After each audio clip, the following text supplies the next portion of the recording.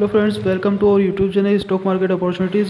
जैसा कि आप देख पा रहे हैं, यहाँ मैंने रिलायंस का लोगो लगा रखा है और आज मैं वापस रिलायंस के बारे में ही बात करूँगा। दोस्तों, मैंने लास्ट टाइम पे भी आपके लिए एक वीडियो बनाया था रिलायंस के रिगार्डिंग, और मैं समझता हूँ दोस्तों आपको उससे बहुत ज़्यादा मदद मिली होगी। और आज भी मैं आपको रिलायंस के रिगार्डिंग ही कुछ न्यूज़ देने जा रहा हूँ। तो दोस्तों, ये रिलायंस के रिगार्डिंग जो न्यूज़ है आपके सामने प्रेजेंट कर रहा हूँ।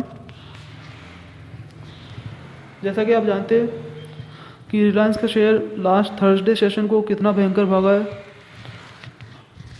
लगभग 7 से 8% की जंप लगाई है रिलायंस ने, और इसका जो शेयर है उसके भागने से जो म्यूचुअल फंड्स है उनमें एक पैनिक क्रिएट हो गया है, हेडेक क्रिएट हो गया है, क्योंकि रिलायंस का शेयर इतना ज़्यादा बढ़ रहा है और जो इन्वेस्टर्स हैं जिन्होंने म्यूचुअल फंड्स में अपना पैसा लगा रखा है वो यही सोच रहे हैं कि अगर रिलायंस का शेयर इसी तरह से बढ़ता रहा और हम म्यूचुअल फंड्स में बैठे रहे तो हमारे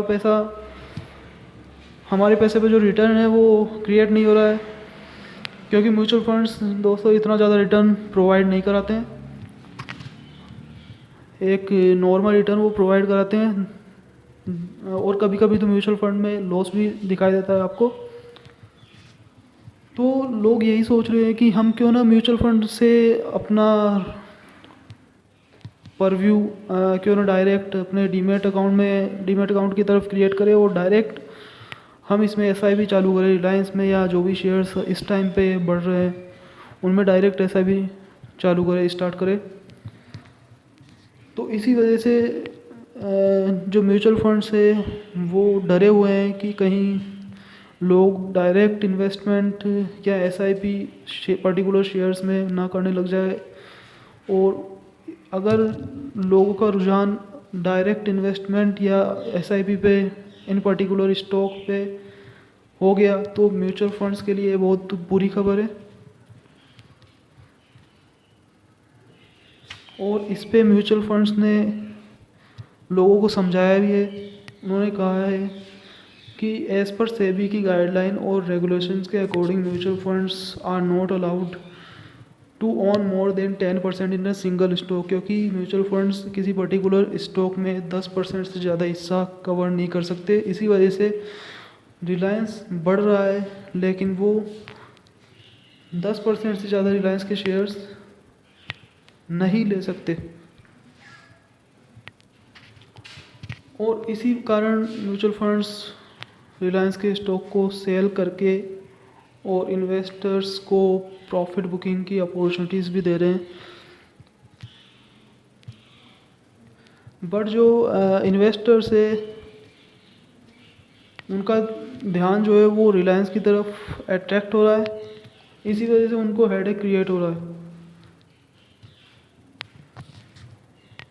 और जो रिलायंस का वेटेज है S&P BSE और सेंसेक्स में वो 17.4% हो गया है लास्ट 11% से, जो 2019 के एंड में था। तो ये बहुत बड़ी बात है। लगभग 6% का इंक्रीमेंट, 6.5% का इंक्रीमेंट यहाँ पे देखने को मिला है वेटेज में। और रिलायंस का जो मार्केट कैप है, पहली बार दोस्तों कोई इंडियन कंपनी है जिसने 15 लाख करोड़ का मार्केट कैप बनाया है। रिलायंस का जो 52 वीक हाई है वो 2343 रुपये है। और जो RSI है दोस्तों, मैं RSI भी बताना चाहूँगा। RSI एक ऐसी सिचुएशन होती है जिसमें अगर कोई शेयर 70 के ऊपर चला जाता है RSI में, तो उस कंडीशन में उस शेयर को ओवरबॉट की कैटेगरी में डाल दिया जाता है। मींस इसमें बहुत ज़्यादा डिलीवरीज ली जा रही है और ये ओवरबॉट की कैटेगरी में आ गया। ओवरबॉट होने पर कोई भी शेयर बहुत ज़्यादा दिन तक ओवरबॉट कैटेगरी में नहीं रह सकता, उसे या तो नॉर्मल कैटेगरी में या फिर ओवरसोल्ड कैटेगरी में तो आना ही पड़ता है। तो मैं रिलायंस के बारे में यही कहना चाहूँगा कि इस टाइम इन्वेस्टमेंट करना ठीक नहीं है मेरे हिसाब से, क्योंकि ये बहुत ज़्यादा ओवरबॉट हो चुका है और ओवरबॉट की कैटेगरी में इसका प्राइस बहुत ज़्यादा ऊपर जा चुका है। लेकिन अगर डील्स इसी तरह से होती रही, जैसा कि आप अमेजन की डील के बारे में भी सुना होगा आपने भी, लेकिन वो रिलायंस ने अभी कंफर्म नहीं किया है और ना ही मना किया है। जैसा कि मैं आपको बताऊं 40% स्टेक की बात चल रही थी अभी अमेज़ॉन और रिलायंस रिटेल के बीच, लेकिन रिलायंस का कंफर्मेशन आया है कि ना तो वो इसके बारे में मना कर रहे हैं और ना ही एक्सेप्ट कर रहे हैं इस डील के बारे में। तो कुल मिला के हम नहीं कह सकते कि ये डील होगी या नहीं होगी, लेकिन अगर ये डील पक्की हो जाती है तो दोस्तों इसमें बहुत बड़ी रैली देखने को भी मिल सकती है आपको। इन लेवल्स पे से ये शेयर और भी ज़्यादा आगे भाग सकता है अगर ये डील कंफर्म हो गई तो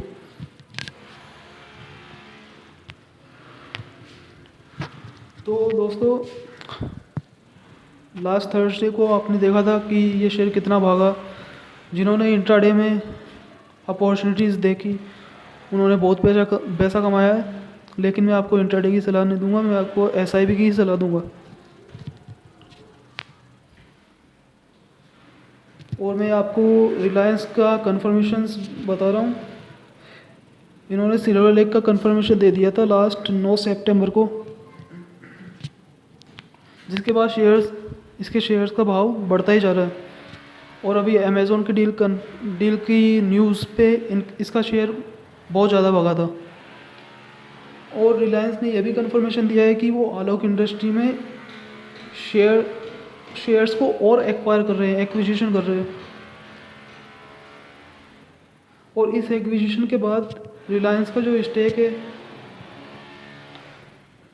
आलोक इंडस्ट्री में वो 40% के आसपास हो जाएगा। और जेएम फाइनेंशियल्स का जो एक्विजिशन के बाद होल्डिंग है वो 35% के आसपास हो जाएगी। आलोक इंडस्ट्री में रिलायंस और जेएम फाइनेंस दोनों ने पैसा लगाया है, दोनों की हिस्सेदारी है। और मैं आपको ये भी कहना चाहूँगा कि आलोक इंडस्ट्री को दोस्तों लेकर रख लीजिए, अपने पोर्टफोलियो का हिस्सा बनाइए। ये आगे जाके आपको एक बहुत बड़ी कॉर्पस क्रिएट कर सकता है, क्योंकि आलोक इंडस्ट्री बहुत छोटी कंपनी नहीं है, बहुत ज़्यादा बड़ी कंपनी है। अगर आप इसका मार्केट कैप देखेंगे तो लगभग 20,000 करोड़ के आसपास इसका मार्केट कैप आपको दिखाई देगा। और इतने छोटे भाव पे इसका भाव अभी चल रहा होगा लगभग 30 रुपये के आसपास। और इतने छोटे मार्केट के भाव के आसपास इसका मार्केट कैप लगभग 20,000 करोड़ है। तो ये अपॉर्चुनिटी बहुत अच्छी है। मैं आपको यही सलाह दूंगा कि आलोक इंडस्ट्री में भी आप अपना हाथ आजमाइए। तो दोस्तों फ़िलहाल के लिए इतना ही। मैं आपको यही सजेशन दूंगा कि आप इन्वेस्ट करते रहिए, एसआईपी करते रहिए, और मेरे चैनल को लाइक, सब्सक्राइब और शेयर करना ना भूलिएगा। थैंक्स।